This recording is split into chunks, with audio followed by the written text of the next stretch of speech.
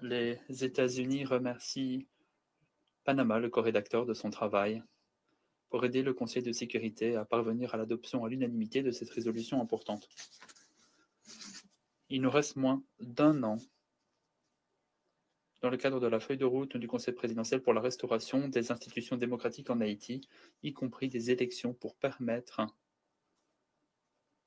le choix d'un président démocratiquement élu d'ici à février 2026. La présence continue du BINU permettra d'aider à Haïti sur sa voie de transition démocratique. La réautorisation du mandat du BINU aujourd'hui est une étape importante qui nous rapproche de cet objectif, soutenir la sécurité des élections et la participation de tous les secteurs de la société est indispensable à des progrès politiques durables en Haïti. Sans le BINU, parvenir à l'idée d'une société plus forte, plus résiliente serait moins probable.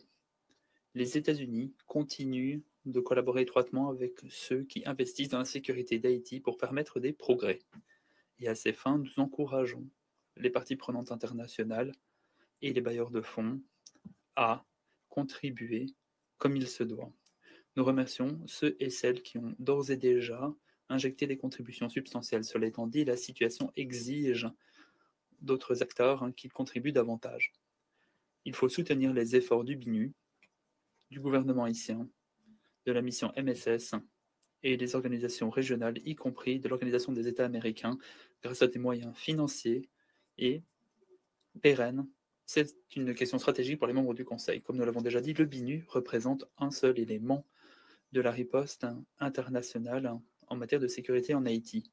Les options de l'ONU, un rôle accru des organisations régionales comme l'Organisation des États américains, l'OEA, et la prorogation de la mission MSS avec le mandat du chapitre 7 ne sont pas des mesures qui s'éliminent les unes les autres. Nous demeurons saisis de la situation sécuritaire en Haïti, notamment la violence des groupes armés et la corruption généralisée. Et à ces fins, nous nous félicitons du soutien généralisé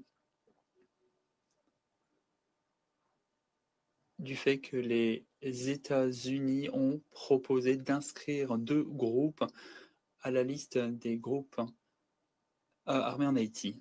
Ces groupes continuent de cibler les forces armées sécuritaires haïtiennes ainsi que le personnel de la mission MSS. Ces groupes veulent renverser le gouvernement d'Haïti, c'est leur idée fixe, et nous devons continuer à faire montre de réaction ici au Conseil de sécurité en s'assurant que ces groupes et les autres groupes qui menacent la paix et la sécurité répondent de leurs actes. Chers collègues, notre travail n'est pas terminé, loin de là. La prorogation du mandat du BINU, c'est une mesure positive qui permet de soutenir le peuple haïtien. Cela étant dit, nous devons